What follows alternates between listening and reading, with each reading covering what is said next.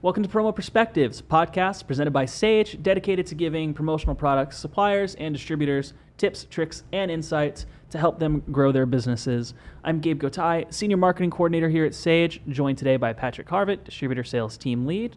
Thanks for having me back. Yeah, thanks for coming. A long trip from the last time you were here 5 minutes ago. Right, that's true. Patrick and I, we just did a live stream of the main episode, which should already be out by the time you're listening to this, where we introduced the topic of fulfillment. We talked about gathering customer requirements and then some of the actual order process, like when do you take the orders, when do you submit the orders, how long is the store open, how do you deal with shipping, all these kinds of things. But in 30 minutes, we weren't going to cover everything. So we've got a couple more episodes. Today, it's just going to be Patrick and I again. We're going to be talking about inventory management and some of the differences between Sage Showrooms and Sage Stores. And then we've got a couple of more episodes coming out. We have 2 episodes where we have interviews with distributors and a 3rd episode where we're going to be interviewing a supplier. So you're really going to get all of the promo perspectives on the fulfillment topic. The full spectrum. That's right. So Patrick, welcome back to the show. Hey, I appreciate you having me, man. So let's kind of pick up where we left off. We had just finished talking about payment processing, and throughout that whole discussion, we kind of mentioned a handful of times inventory management, but it's kind of difficult to talk about that and everything else. So why don't we kick us off? You've mentioned in that last episode holding versus not holding inventory. Can you elaborate on that? Yeah. So, I mean, usually the easiest way here is going to be holding inventory. So I think a lot of that is going to require some preliminary investigation, kind of the things we talked about in the last episode, like how many people are going to be ordering, how many orders are we actually expecting, because it has to make sense for you to either purchase that inventory up front, get your client to purchase that inventory up front, and then someone has got to hold it, right? So it's got to make sense. Oftentimes the distributor has, a small office location, or they're holding it in their home, and some don't feel comfortable doing that. There are situations where the client is holding, like, let's say Sage is hanging on to a few extra shirts in case I tear one or lose one or something, and I'm heading off to a show. It can quickly be replaced.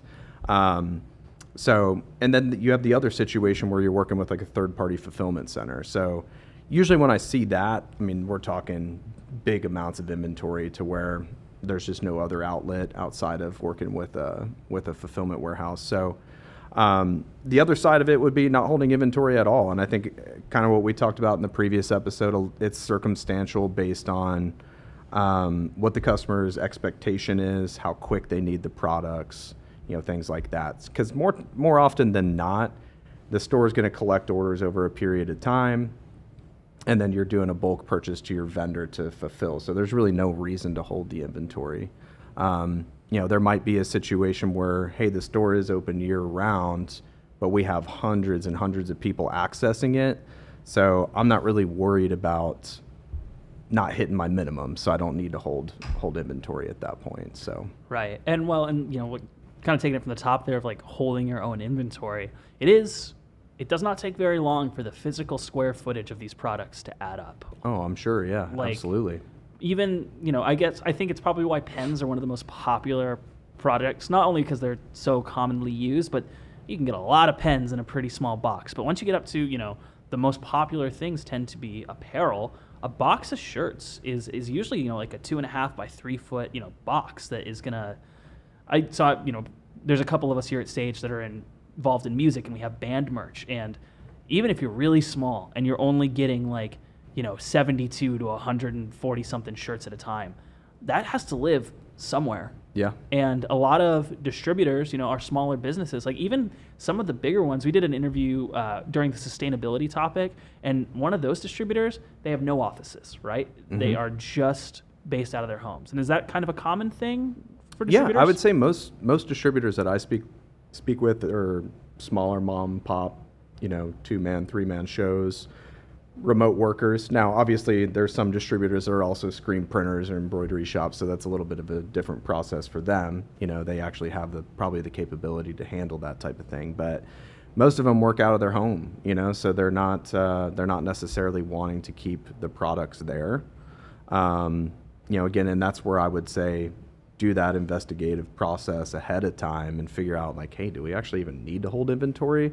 If I can tell my client, like, these products are going to be produced within 15 or 20 days, there's really no need.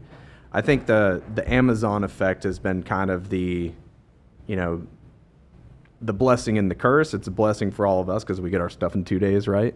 But then you have that expectation, and oftentimes you have to just have that conversation like, hey, this is branded, customized merchandise for your company. It's not sitting on the shelf already unless you purchase it up front. Right, and that only works for Amazon because Amazon really is not a store business. They're a fulfillment business, and they have essentially become one of the largest fulfillment operations in the country, if not the world. And not every distributor is going to be able to do that. So you do have to manage customer expectations. And also what you said about, like, do you even need to hold inventory? That's why we started the last episode with gathering customer requirements. Like, we had somebody in the chat asked in the last episode, like, what do I do with extra merch? And, it's branded merchandise. You can't sell golf balls with the Sage logo to a different company. Right. Nobody's going to want that. So you have to either really work hard up front to make sure that you're only ordering what you need, or, the recommendation you gave to the person that asked that question is if you end up with this extra inventory, you got to find some way to move it, right? Yep. You got to tell your customer, hey, you should push a discounted program or sell it to them at net price, all these kinds of things. And a lot of this can really be avoided by doing the gathering of requirements. 100%. Up front. Yeah, 100%. And that kind of hits on another thing that's in the inventory topic, which is order minimums. And not just hitting the order minimums, but making sure the order minimums are within, the capabilities of your operation. Right. Yeah, because there's situations where people aren't holding inventory and they set up a store or something like an online ordering platform with a customer that only has 5 employees. Well, if you have to hit 25 shirts and you only have 5 employees, it's going to be a little tough. So, I think, again, kind of to fall back on what we've been preaching, which is get the information up front, set the expectations before you can actually decide, hey, how do I want to go about this with fulfillment? Am I going to hold the inventory as a client? Am I working with a 3PL?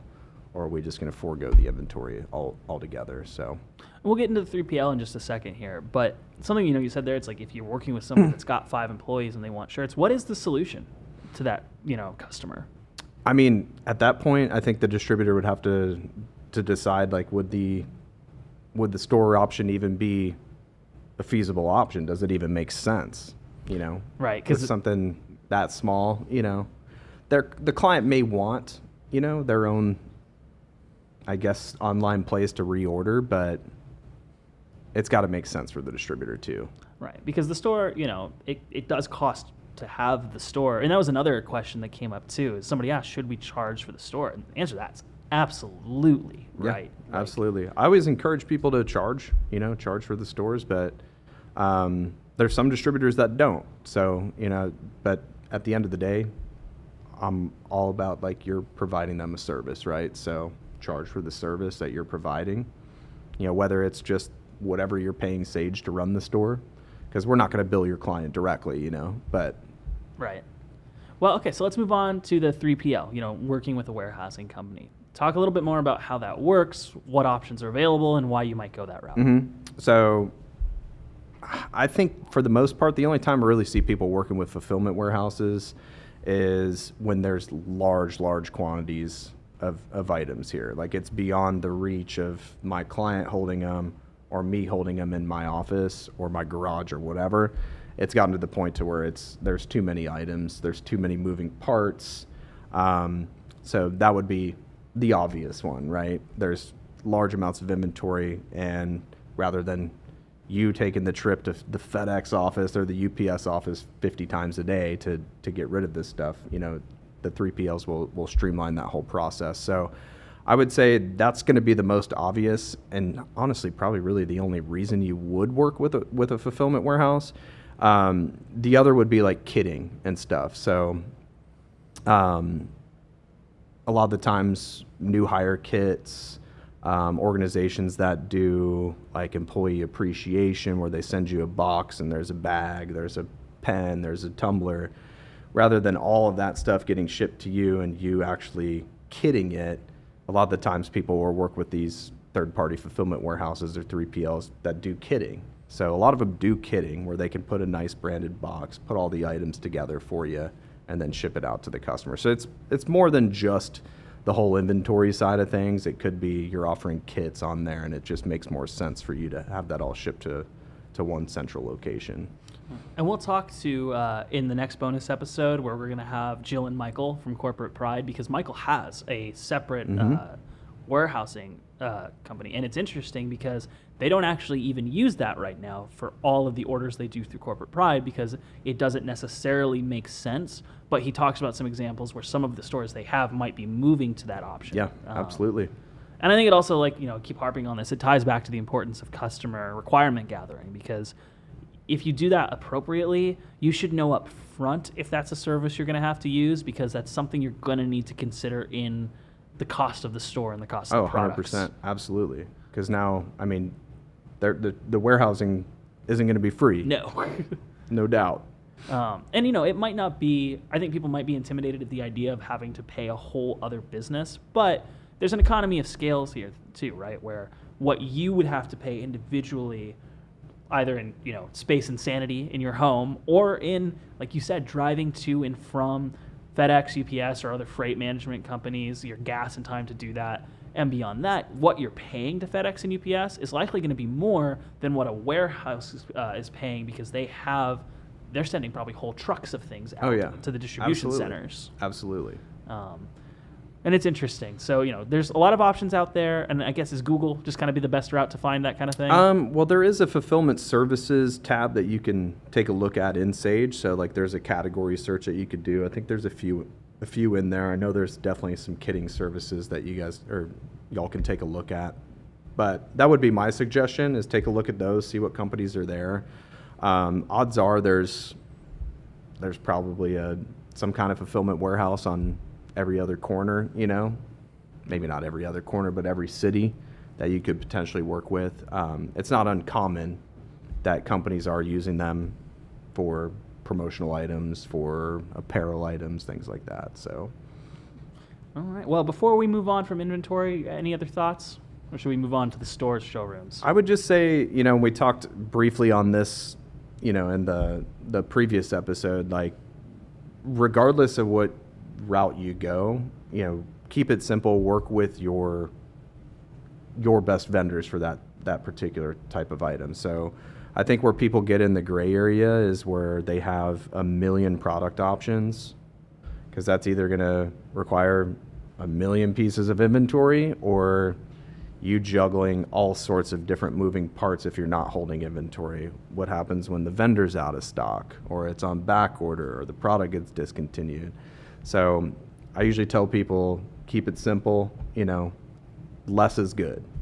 Right. Well, and this is why distributors exist in the supply chain, right? Right, exactly. To come up with the solutions, to make the best choices on how you're ordering from the manufacturers, and present these options to the end buyer. 100%. But we do get end buyers want this, that, or the other, and to the moon. So bringing them back to earth sometimes.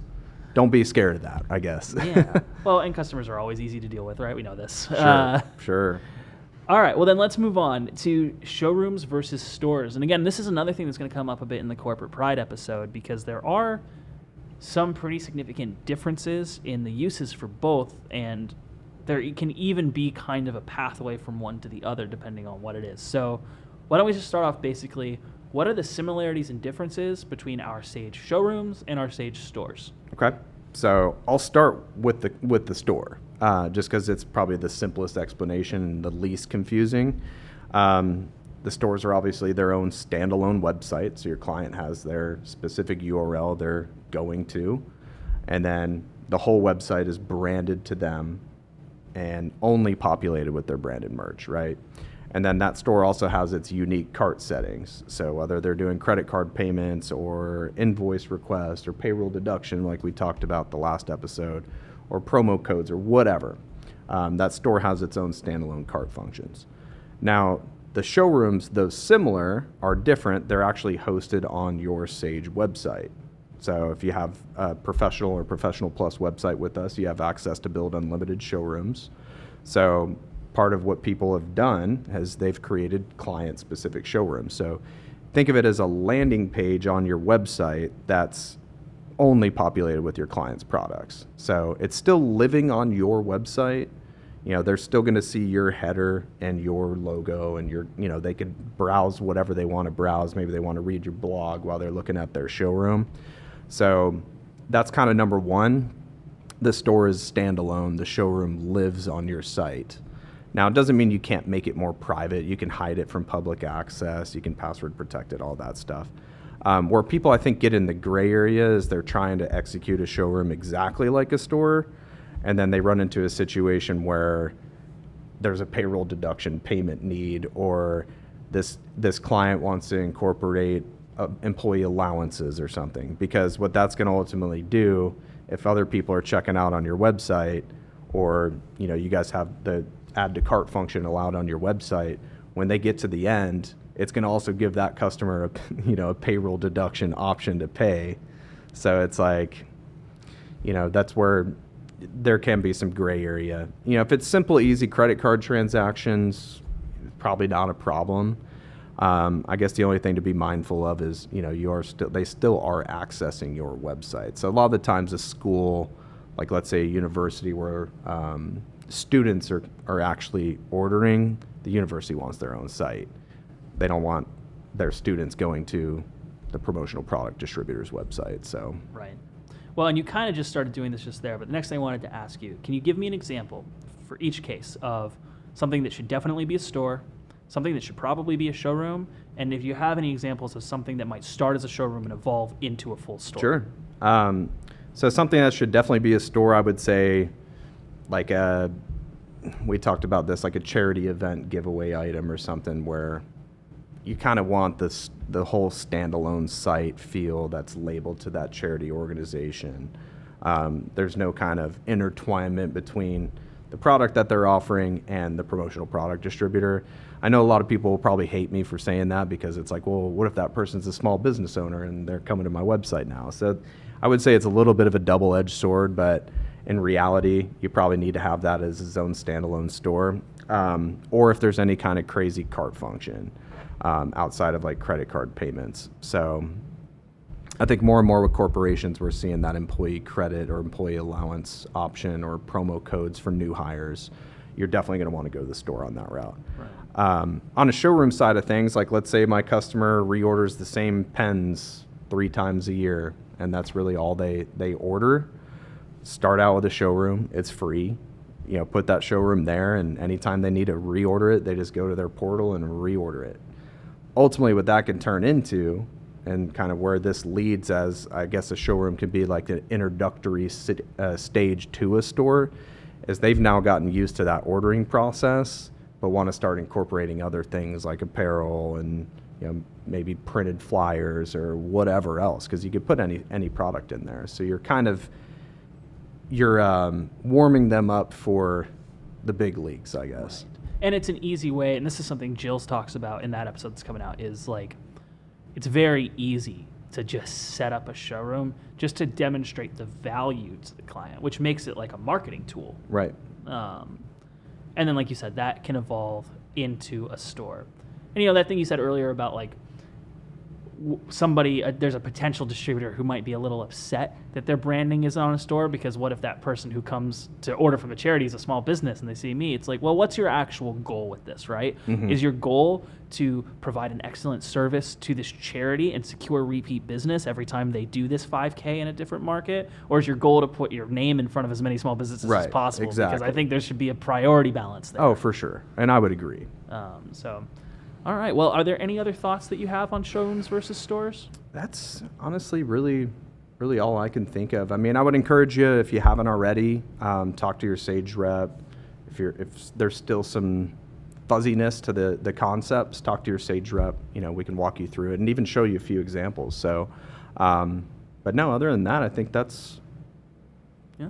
pretty much it. Well, and like Patrick just said, this is what your reps are here for. We also have all kinds of great educational materials in the knowledge base in sagemember.com. Log in with your Sage credentials there. Got videos, got articles, but like you said, your number one resource is going to be your account advisor. That's what they're here for. And let them give you a walkthrough and a demo, because they can probably open your mind to some ideas that you hadn't had yet to set up these stores, identify the clients in your books already that could use these stores, and really, set up repeat business and grow your business, because that's what we're all here to do. Hey, that's the end goal, right? Yeah.